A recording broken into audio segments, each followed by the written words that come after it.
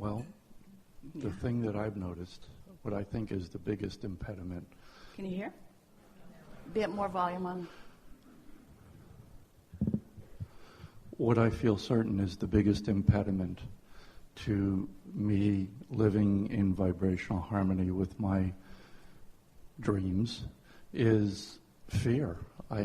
Well, fear is the indicator of the impediment, but fear is not the impediment. You're right. Fear is pointing at the impediment. When you feel fear, that feeling is letting you know, right here, right now, you're doing some of that tripping up.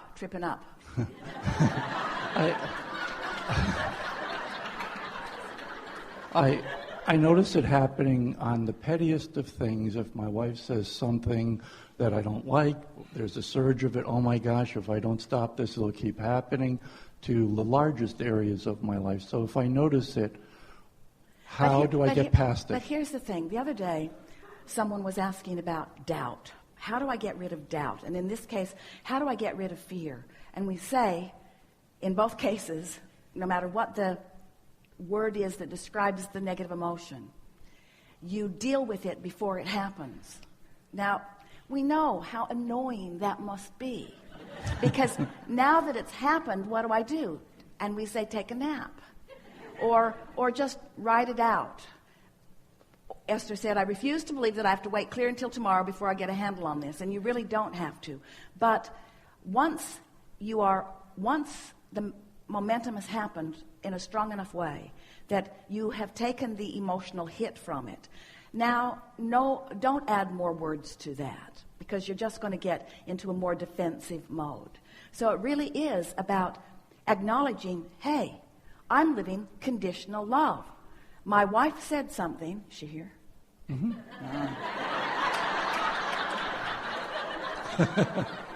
My wife said something that I am having a negative response to, and wouldn't it be nice if she wouldn't do that? And maybe it would be nice if she didn't do that. But what we want from you, what we so want from you, is the ability to ride steady no matter what condition your wife or anyone else is presenting to you. I want that for myself also. So you got to practice it when your wife isn't there. Are you ever away from her? Yes. You really just have to start with easier things. You just have to start with easier things until you've just developed this pattern of alignment. And before you know it, you'll ride steady regardless of the way someone else is behaving in your experience. Esther said out loud to herself the other day, and then wrote with us in dialogue about it, because she realized, she said, that just really pushes my button. Really pushes my button. And then she thought, oh yeah, and I'm the one with a great big button out there. There's this great big button just begging to be pushed. And sure enough, there's going to be somebody that's going to come along that's going to push it. You say, ha! You pushed my button. Like you'd like the whole world to be strong enough. They should be doing the work so that they don't see your button, right? If you were living unconditional love, you wouldn't notice this big button I've got out here for you to push on. But clearly, you're not doing the work, so you're pushing my button.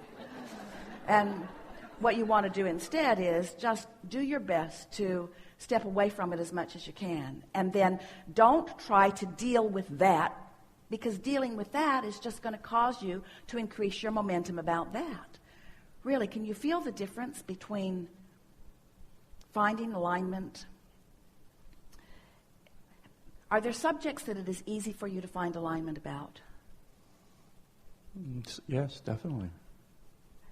Like what? Well, have you been outside?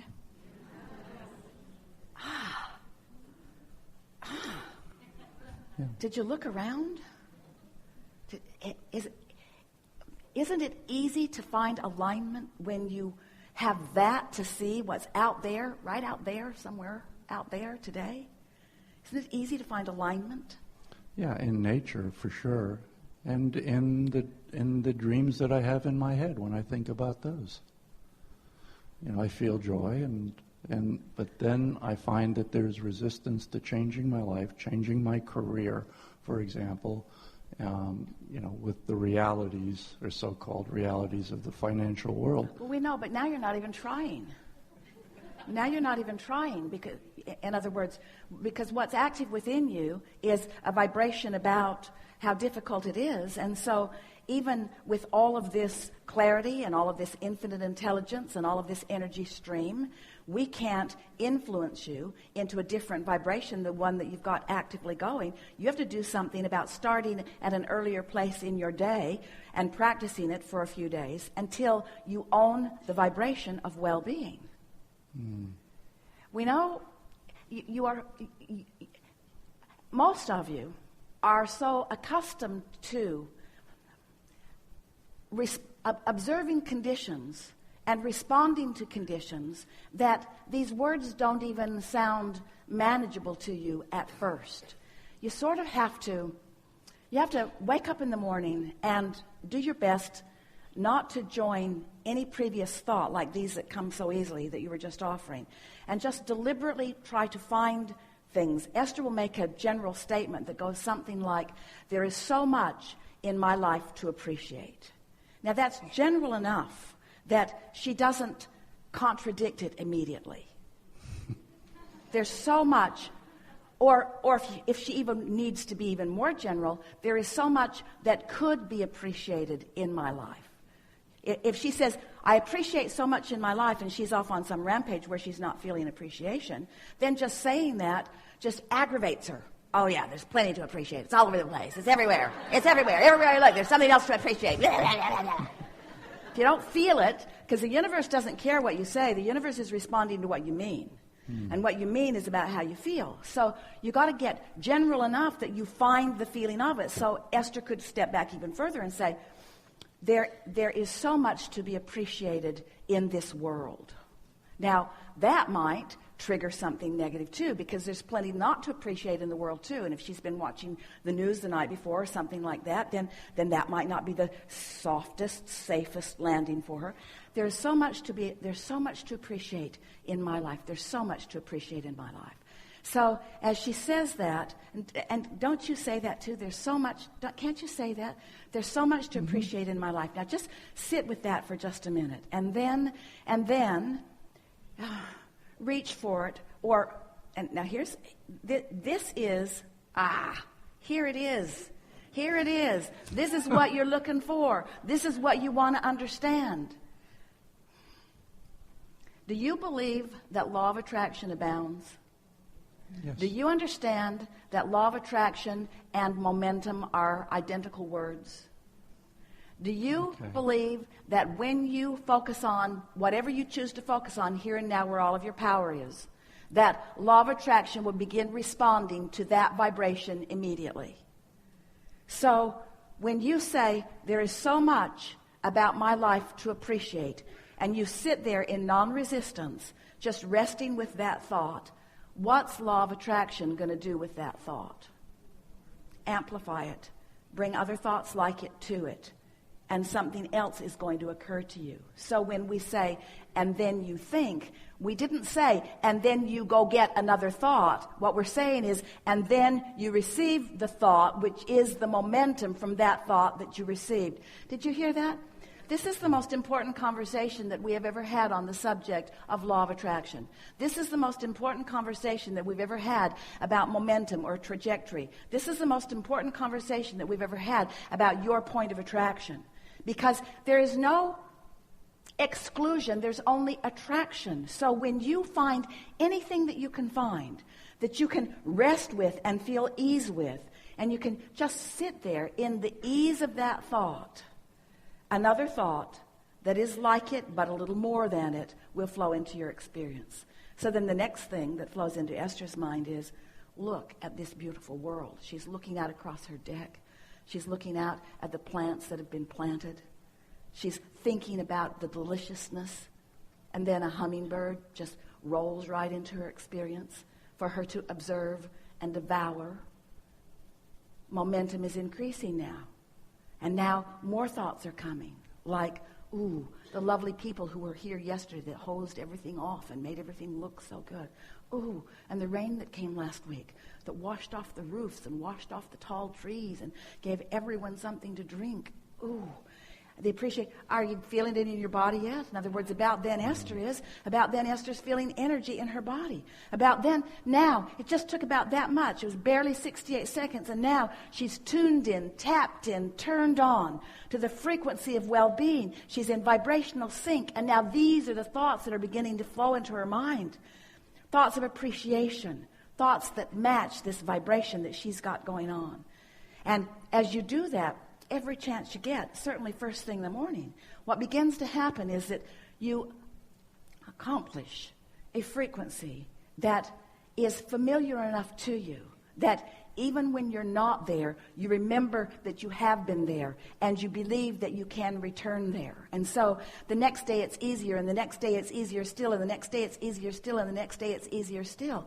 So when we say you are the creator of your own experience, we want to say you are the attractor of your experience. You are the creator of the vibrational atmosphere. You are the preparer of the vibrational climate around you. And you are the perceiver. If you're tuned, if your climate is such, you are the perceiver of things that match the climate that you have set into motion.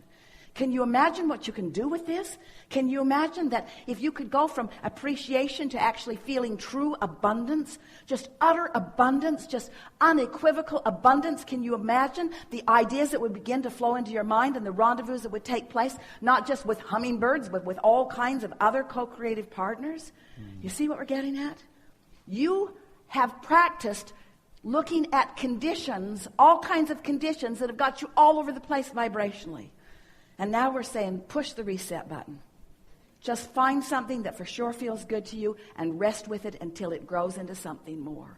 And do it every day until finally you're walking around and people are looking at you. You just see them looking at you everywhere you go. And it isn't because they saw you on YouTube. It isn't because they saw you on television.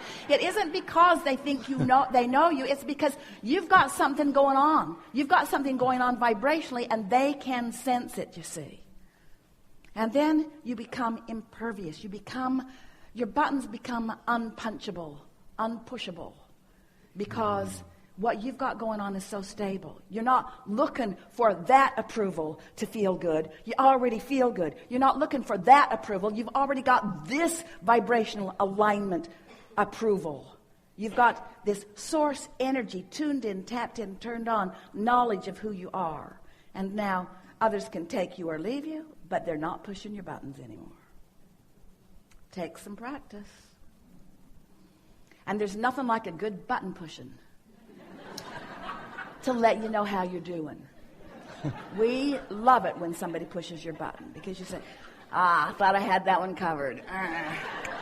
All right, I'll work on that. Helpful? Oh, so much so. I feel empowered. I feel like I can have any vibration I really want. What I do with it is up to me. And the feeling that I'm having right now is I'm wondering, why would I even waste my time worrying about fear when I could be having an entirely different vibration? Thank you. Perfectly said.